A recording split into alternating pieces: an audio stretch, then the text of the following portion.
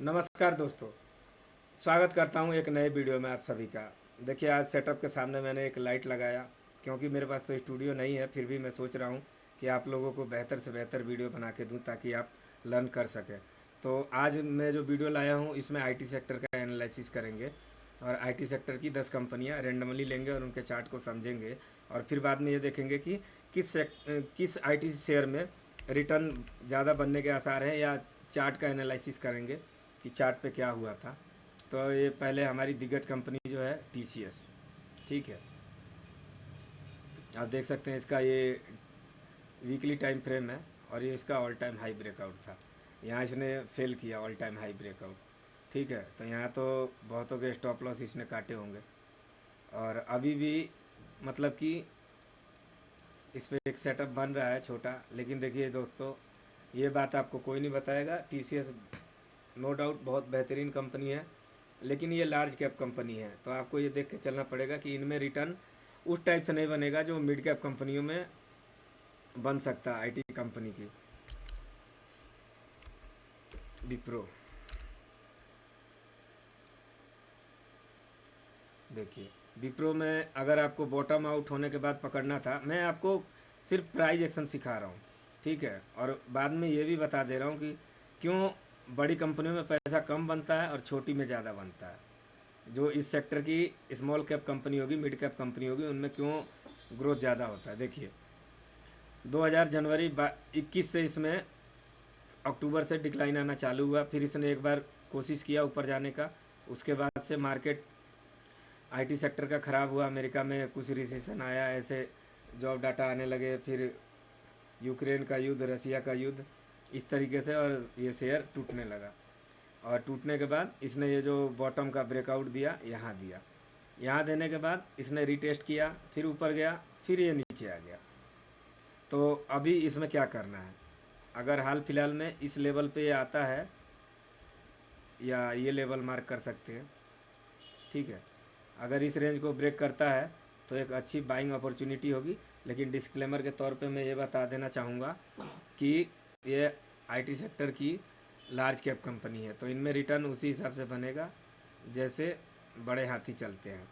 ये आपको देख के चलना पड़ेगा। टीसीएस हो गई, विप्रो हो गई, इन्फी को ले लेते हैं।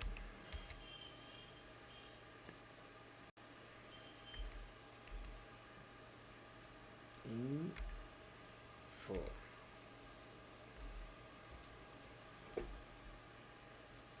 आ गई इन्फोसिस। इसमें क्या हो रहा है, ये भी शेयर गिरा था, गिरने के बाद यहाँ इसने ये जो इसका लेवल है, देखिए बॉटम आउट हुआ। ये जो है इसका रेंज था, बॉटम आउट हुआ, 14 मूविंग एवरेज से ऊपर जब गया शेयर, इसमें बाइंग आनी चालू हो गई, ठीक है। आप कभी भी देखिएगा रेंज ब्रेक कर रहा है और 14 मूविंग एवरेज के ऊपर है, और यहाँ देखिए नीचे वॉल्यूम भी बिल्डअप है। उसके बाद ऊपर गया, अगर आपने यहाँ बाई नहीं किया तो फिर इसको छोड़ दीजिए। अगर इस लेवल पे आपको नहीं मिला कोई भी शेयर के चार्ट में, मैं आपको यही समझाना चाहता हूँ, बाइंग जोन यही है। स्टॉप लॉस आप कहाँ डालेंगे, मैं सिर्फ प्राइज एक्शन सिखा रहा हूँ आप लोग को। डिस्क्लेमर के तौर पे है, कोई बाई सेल रिकमेंडेशन नहीं है। उसके बाद देखिए, अगर आपने यहाँ बाई नहीं किया, मिस हो गया, आप पेशेंस के साथ छोड़ दें। नो डाउट एक ट्रेन जाएगी, दूसरी आएगी, ये नहीं कि शेयर बाज़ार में एक यही शेयर है। मैं सेटअप समझा रहा हूँ। अगर ये ब्रेकआउट के पास से नहीं मिला आपको, छोड़ दीजिए, फिर ये यहीं आएगा। और अगर आपने अलर्ट लगा रखा होगा अपने डीमेट अकाउंट में, तो ये टक टक आएगा कि भैया मुझे ख़रीद लो आप, मैं आ चुका हूँ आपके बाइंग जोन में, ठीक है। यहाँ से इसने मूव दिया और इस जगह पे कंसोलिडेट कर रहा है। क्यों कर रहा है, क्योंकि इसे ब्रेकआउट करना है। ब्रेकआउट का रेंज इसका ये है, यहाँ देखिए मल्टीपल टाइम रिजेक्ट हो रहा है, और स्टॉप लॉस भी इसका ये है। अगर अभी भी आपको इसमें बाई करने का चांस देखना है, 1868 रुपये का बाइंग जोन है इसका। अगर इस लेवल पे मिलता है तो मान लीजिए कि इससे थोड़ा भी नीचे जाएगा तो स्टॉप लॉस काट के निकल जाएंगे। अगर ये 1950 का जो रेंज है 53 रुपये का, अगर इस लेवल को तोड़ता है तो फिर ये ऊपर जाएगा। तो देख सकते हैं आप बाइंग के लिए आगे आने वाले टाइम में ब्रेकआउट देने के कगार पे है, ठीक है। उसके बाद लेते हैं टेक महिंद्रा।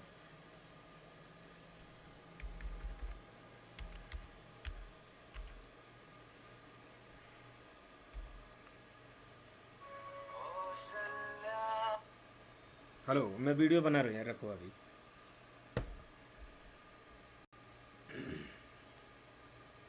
टेक महिंद्रा क्या कर रहा है। टेक महिंद्रा ने यहाँ ब्रेकआउट दिया, देखिए यहाँ मल्टीपल टाइम इसने रिजेक्शन किया, ये इसका स्टॉप लॉस है। मैं सिर्फ सेटअप समझा रहा हूँ दोस्तों। हाँ देखिए, ये इसने ब्रेकआउट दिया, ये इसका स्टॉप लॉस हो गया।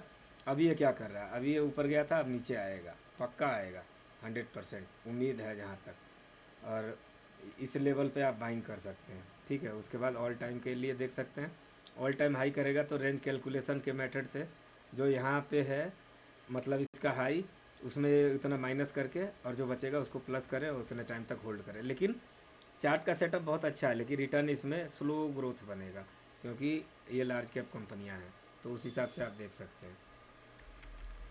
उसके बाद HCL टेक, इन सब में मेरे को सबसे बेहतरीन चार्ट जो लगा है वो भी बता देना चाहता हूँ, टेक महिंद्रा का ही लगा है मेरे को। अभी HCL टेक में क्या हो रहा है, पहले इसने इस रेंज को तोड़ा, आप देख सकते हैं। प्योर प्राइज एक्शन दोस्तों, कोई मतलब एक बच्चे को भी अगर ये सेटअप समझाएंगे ना तो समझ जाएगा, और अगर इस पे इम्प्लीमेंट करें तो मार्केट में इससे अच्छी स्ट्रेटजी कोई नहीं मिलेगी, ब्रेकआउट स्ट्रेटजी। और ये सभी लोग नहीं सिखाते हैं। सिंपल सा मेथड है, ये आपका बाइंग जोन है, यहाँ आप स्टॉप लॉस डाल सकते हैं, या ये बेस है, अगर आपको स्टॉप लॉस थोड़ा रिस्क लेना तो यहाँ डाल सकते हैं। और देखिए ये शेयर यहाँ आया, आप इसको बाई करके आराम से होल्ड कर सकते थे। यहाँ भी इसने स्टॉप लॉस हिट करवाया होगा नए आदमी का, लेकिन देखिए रिजेक्शन आ गया, स्टॉप लॉस भी बच गया और शेयर फिर ऊपर चला गया। अभी इसमें क्या करें, अगर लेना हो तो, अगर आपको ट्रेड ही करना है तो इस शेयर में, इस रेंज को इसने तोड़ा है, अभी ऊपर है, यहाँ बेस बना रहा है, ठीक है ना, ऊपर आ रहा है ना नीचे जा रहा है। अगर ये रेंज तोड़ेगा तो भी बाई कर सकते हैं, और अगर नीचे आता है तो भी बाई कर सकते हैं, यहाँ का स्टॉप लॉस छोटा सा डाल के। ये एक ट्रेडिंग सेटअप है, और मतलब कि मैं इसको प्राइज एक्शन के तौर पे आपको समझाना चाहता हूँ। ये हो गया हमारा 5 कंपनी। अब एक देखते हैं परसिस्टेंट,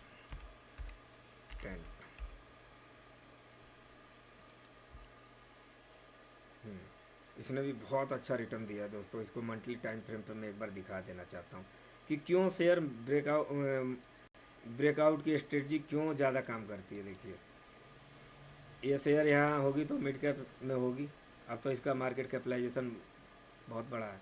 यहाँ देखिए इसने कब का रेंज ब्रेक किया है, 2015 का रेंज इसने ब्रेक किया है 2020 में, यानी 5 साल का कंसोलिडेशन। और जितना ही बड़ा कंसोलिडेशन होता है उतना ही चांसेज होते हैं कि रिटर्न अच्छा बने। लेकिन इसमें एक बात और आपको समझनी होगी कि कंपनी के ग्रोथ अच्छे हों, और कंपनी में सेल्स ग्रोथ अच्छा आ रहा हो, और मार्केट कैपिटलाइजेशन थोड़ा हल्का हो तो ज़्यादा बेहतर होता है दोस्तों।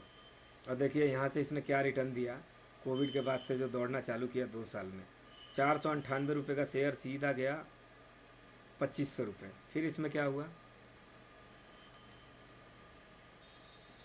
यहाँ से गिरा ये शेयर, इसको अब लगाते हैं वीकली टाइम फ्रेम पे। चूँकि मंथली टाइम फ्रेम 10 साल 5 साल का ब्रेकआउट होता है, तो समझाने के लिए चार्ट को थोड़ा स्मॉल हो जाता है और उसमें फिगर उसका अच्छा आता है, इसके लिए मैंने उसको उस चीज़ पे समझाया। यहाँ इसने एक बार ट्राई किया ऊपर जाने का, डिक्लाइन, फिर यहाँ रिजेक्शन, यहाँ रिजेक्शन, यहाँ रिजेक्शन, ब्रेकआउट भी किया, लेकिन ब्रेकआउट फेक ब्रेकआउट हो गया, बट स्टॉप लॉस इसने बचा लिया। क्यों बचा लिया, क्योंकि स्टॉप लॉस हमारा ये कैंडल था, ठीक है। तो ये आपको निर्धारित करना पड़ेगा कि मेरा बाइंग जोन ये है, तो स्टॉप लॉस आपको निर्धारित करके चलना पड़ेगा। जब आपका शेयर इस जोन से बाहर निकल जाए तब आपको होल्ड करने का वो होता है, पेशेंस आता है कि अब मेरे को इस टारगेट के लिए होल्ड करना है। टारगेट कैसे निकालें, जैसे 1570 यहाँ है और यहाँ हो गया 2480, इन दोनों को माइनस करिए, जो बचेगा इसमें प्लस करिए और आराम से होल्ड करिए। और देखिए इसने टारगेट भी अचीव किया। अब यहाँ पे क्या इसका चार्ट बोल रहा है ये भी समझ लेते हैं।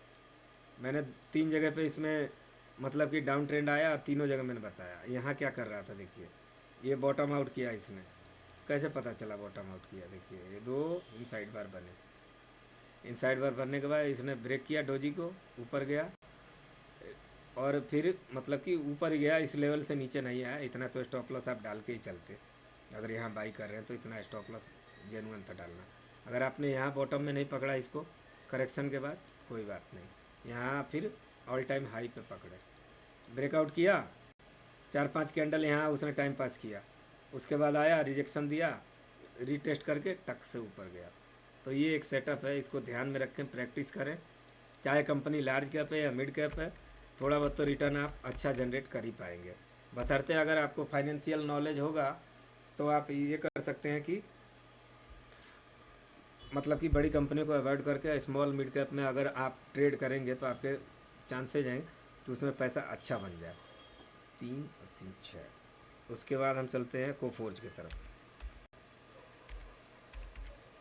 इसने ब्रेकआउट दिया था लेकिन मैंने नहीं लिया। क्यों नहीं लिया? क्योंकि मैंने इसके फाइनेंशियल चेक किए। मैं कहा इसका कुछ दिन पहले की बात है, कुछ महीने पहले की, क्योंकि इसके फाइनेंशियल मैंने चेक किया तो मुझे लगा ये ब्रेकआउट फेल करेगा। और इसने किया भी था शायद, लेकिन हाँ देखिए इस जोन पे जब इसने यहाँ ब्रेकआउट दिया था तो मुझे लगा कि ये गिरेगा, और देखिए यहाँ से गिरा। क्यों गिरा? मैंने फाइनेंशियल चेक किए थे। लेकिन अब इसमें क्या सेटअप बन रहा है, अभी भी ये लेने के लिए बहुत अच्छा था। देखिए इस रेंज को इसने तोड़ा, तोड़ के 2 कैंडल इसने बोला भाई मुझे ख़रीदना है तो ख़रीद लो। अब टारगेट क्या होगा, यहाँ से आप इस रेंज को माइनस करें, जो आएगा प्लस करें, आराम से होल्ड करें। आने वाले इन फ्यूचर में ये तो 2 बार मतलब कि वो हो चुका है, इसने वो दे दिया है, क्या बोलते हैं, रीटेस्ट कर लिया है। आने वाले अगर किसी कैंडल में यहाँ मिलता है तो आप नीचे का स्टॉप लॉस डाल के 300-400 रुपये का स्टॉप लॉस डालना पड़ेगा, और यहाँ से आप होल्ड कर सकते हैं। और कोफोर्ज हो गया। उसके बाद एक ले लेते हैं हमारी small cap company B soft.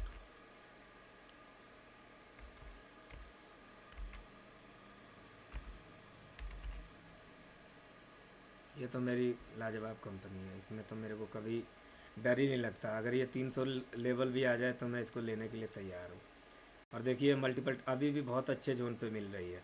अब यहाँ पे अगर आप रिस्क ले सकते हैं तो मिनिमम देखिए इसका ये है बेस 540 रुपये का। अगर आपको छोटा स्टॉप लॉस लेना है तो 560 का भी ले सकते हैं।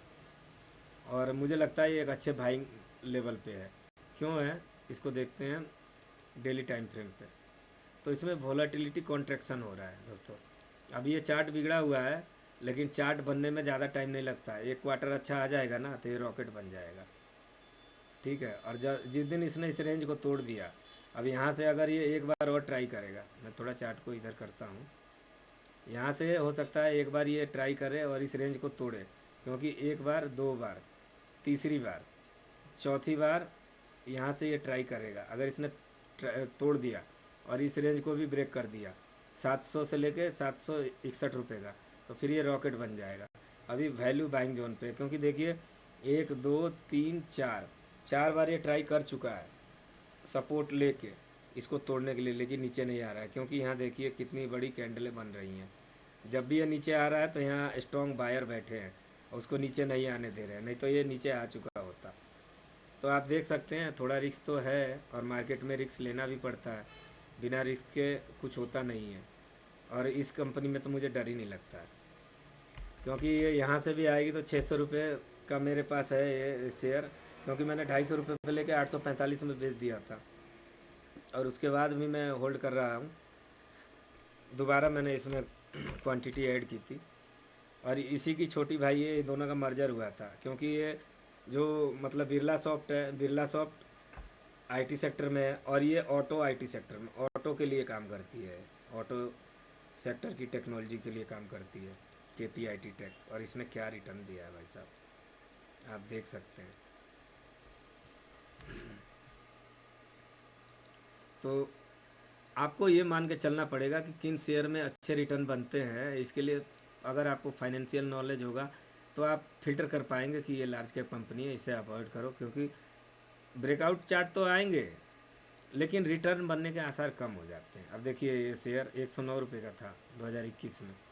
अनुमान लगा सकते हैं कि आपका पैसा आज कितना मल्टीपल हुआ होता है। ये 2000 के आसपास का हाई लगा के 1920 रुपये का हाई लगा के चला गया 3 साल में।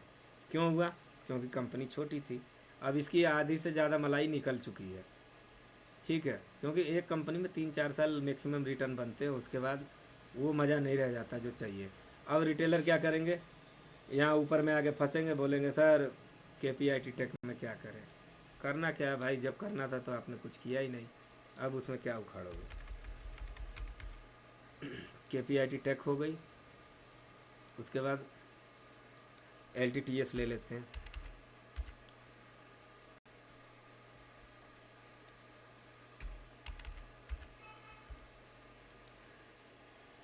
देखिए ये भी ब्रेकआउट जोन पे खड़ा है।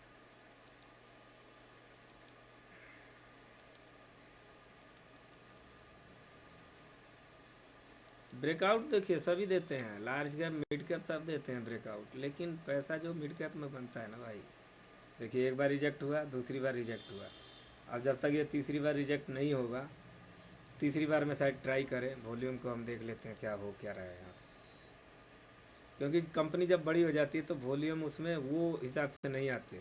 देख रहे हैं यहाँ पर इसने क्या रिटर्न दिया है, आप देख सकते हैं। लिस्ट कब हुई है? 2016 में। 2016 से इसने जितनी मलाई खिलानी थी सबको खिला दिया है।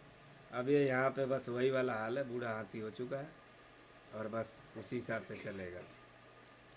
उसके बाद एक इसी की कंपनी है LTI Mindtree, जो Mindtree में मर्जर हो गई। यह अभी 2 साल पहले ही मर्जर हुई है मेरे हिसाब से, तो ये इसका भी देखिए वही हाल है। यहाँ 2016 के आसपास लिस्ट हुई है और क्या रिटर्न दिया इसने। तो कंपनी इस जगह पे क्या थी और अब क्या है, मार्केट कैपिटलाइजेशन का फ़र्क आ जाता है। जब कंपनी ज़्यादा बड़ी हो जाती है ना, 1000 करोड़ नहीं, 1 लाख करोड़, 1,10,00,000 करोड़, 1,20,00,000 करोड़, फिर वो मज़ा नहीं आता कंपनी में। लोग कहते हैं इसका फंडामेंटल बहुत स्ट्रॉन्ग है, इतने का पी है, मार्केट कैपिटलाइजेशन इतना है। मैं मार्केट कैपिटलाइजेशन जितना हल्का होगा ना, 1,000, 10,000, 15,000 करोड़, मुझे उसी में मज़ा आता है। अब ये ब्रेकआउट देने के लिए इस जोन को तो तैयार है, लेकिन अभी यहाँ से रिजेक्शन आ रहे हैं, तो आप देख सकते हैं कि ये क्या करेगा आगे चल के। एक हमारा और होगा माप्सिस।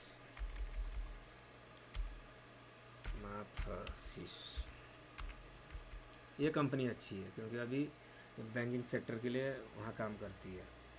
तो इसमें अभी भी देखिए बॉटम पे अगर आपको कोई शेयर पकड़ना हो, जैसे करेक्शन आ जाए, जब शेयर कूल ऑफ होता है ना, कभी भी गिरते हुए चाकू को हाथ ना डालें। उसका एक निशान खुद मैं आपको एग्जांपल दे रहा हूँ, वो बॉटम बनाएगा, बॉटम आउट होगा।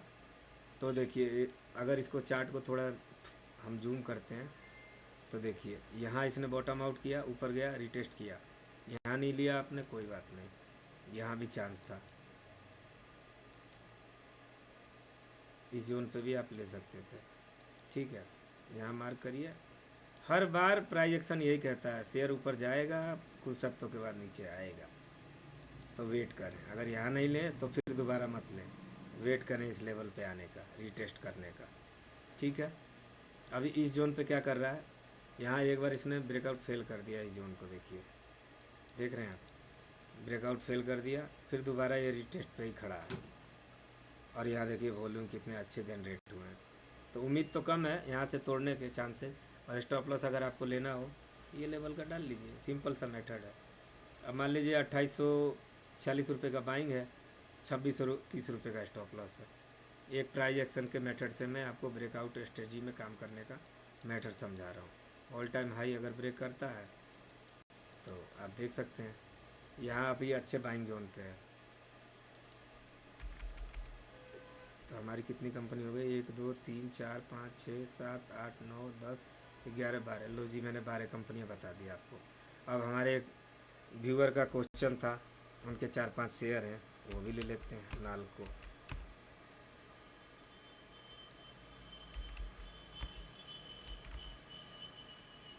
क्या हो रहा है इसमें,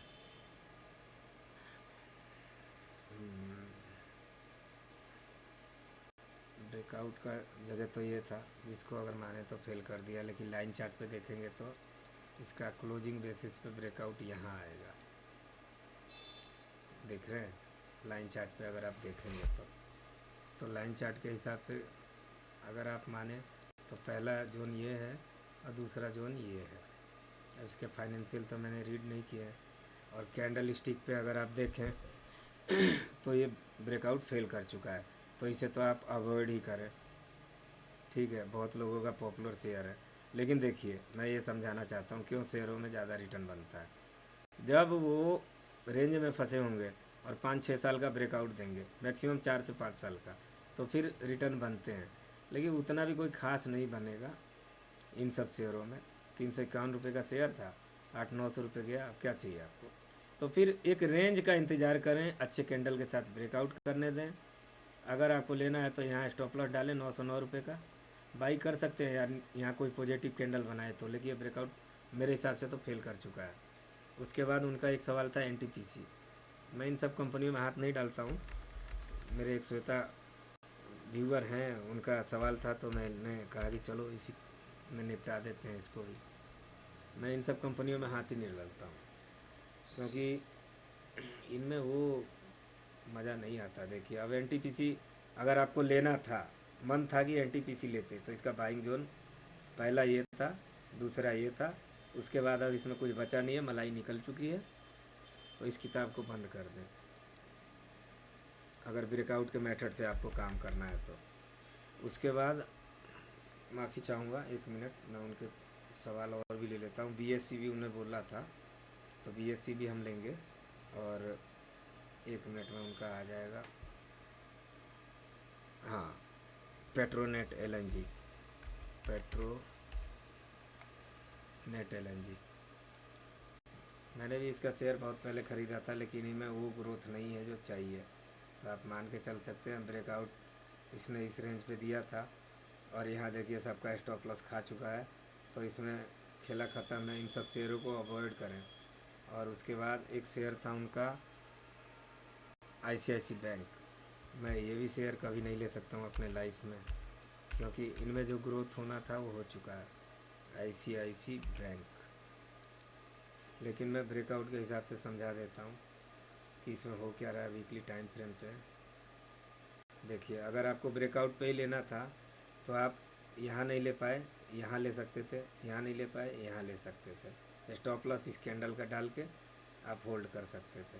लेकिन इनमें ग्रोथ कम है, आप मान के चल सकते हैं। 1 साल में इसने सिर्फ 822 रुपये को 4 या 500 रुपये बनाया है। तो इनमें सस्टेनेबल रिटर्न बनता है, मतलब उस हिसाब से नहीं बनेगा।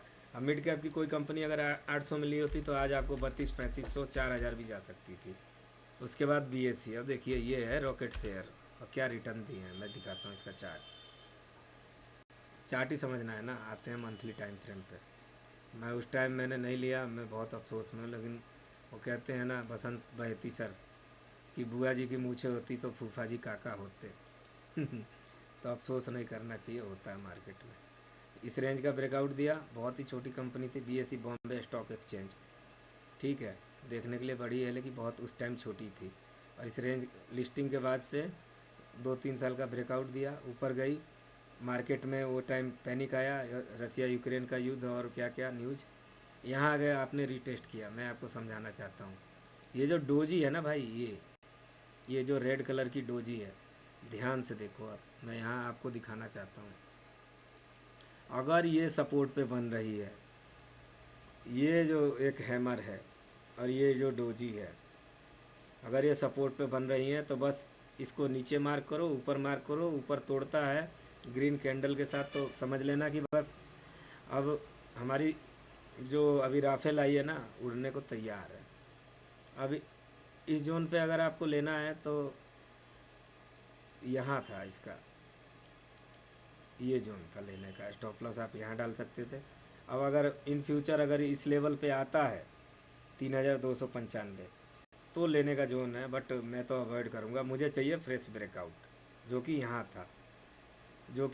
था, ठीक है। अगर मेरे से कोई भी शेयर यहाँ से निकल जाता है ना, तो फिर वो स्विंग सेटअप में आ जाता है, स्विंग ट्रेडिंग के लिए आ जाता है।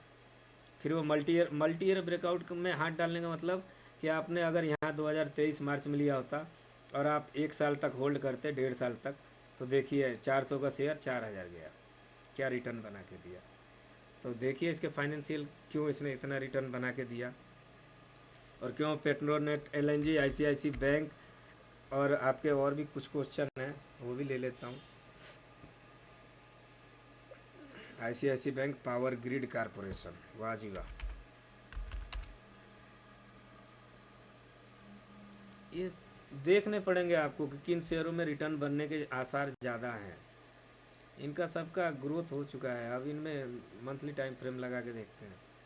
देखिए, अगर इसको पकड़ना ही था आपको तो इस जोन पे आप पकड़ते और पकड़ के आराम से होल्ड कर सकते थे।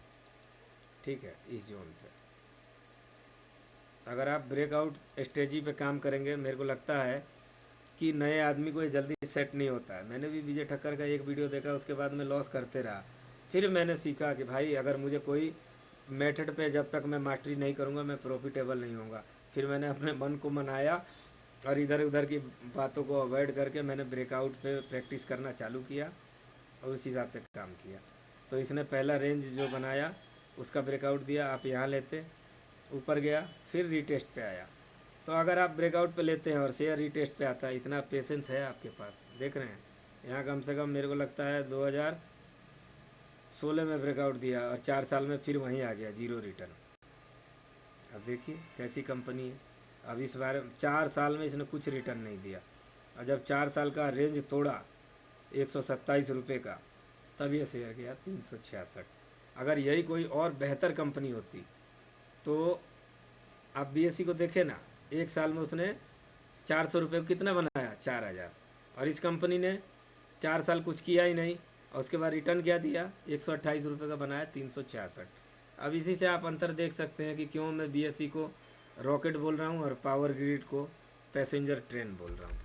तो ये फिल्टर करने होते हैं। ये फाइनेंशियल जब रीड करेंगे तो आपको नॉलेज आएगा कि किन शेयरों में रिटर्न बनने के आसार ज़्यादा हैं। ब्रेकआउट स्ट्रेटजी तो आप सीख जाएंगे, मैंने भी सीखा, लेकिन फिर मैंने देखा कि मैंने हिंडाल्को लिया और उसी टाइम एमरा राजा एक्साइड लिया।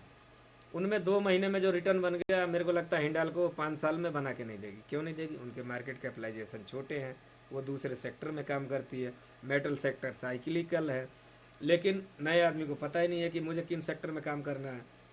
टेक्सटाइल सेक्टर साइक्लिकल है और मेटल सेक्टर साइक्लिकल है। साइक्लिकल स्टॉकों में ऐसे ही होता है, सेल में बहुत लोग फंस जाते हैं। टाटा स्टील बहुत लोगों का चहेता शेयर है। अरे भाई, टाटा स्टील का फाइनेंशियल तो देखो भाई मेरे प्रभु, कंपनी के सारे चीज़ निगेटिव में और मार्केट कैपिटलाइजेशन इतना बड़ा है, क्या रिटर्न बना के देगी वो आपको? मैं नहीं कह रहा टाटा ग्रुप की कंपनी तो ख़राब है, लेकिन उसके भीतर में बहुत बड़े बड़े पाप हैं, जो कि विदेश से उसका लिंक है। उसकी विदेश में एक कंपनी है, उसकी वजह से टाटा स्टील में ये प्रॉब्लम है। तो आज का सेशन हम यही ख़त्म करता हूँ और उम्मीद करता हूँ कि भाई लोगों आपको ये वीडियो बहुत ही पसंद आया होगा और नवरात्रि के शुभ पावन अवसर पर आपको मेरे और मेरे परिवार की तरफ से हार्दिक हार्दिक शुभकामनाएं और आशा करता हूँ आप और आपके समस्त परिवार गण बहुत ही सुखी मंगलमय अपने जीवन को व्यतीत कर रहे होंगे। इसी के साथ हम ये वीडियो को समाप्त करते हैं। अगर वीडियो पे जाने से पहले एक रिक्वेस्ट है और है, आपके एक लाइक से हमें बहुत मोटिवेशन मिलता है। और प्लीज़ सब्सक्राइब भी करें, लाइक भी करें, शेयर भी करें अपने दोस्तों के साथ और मेरे वीडियो को वॉच करते रहें। Thanks for watching this video.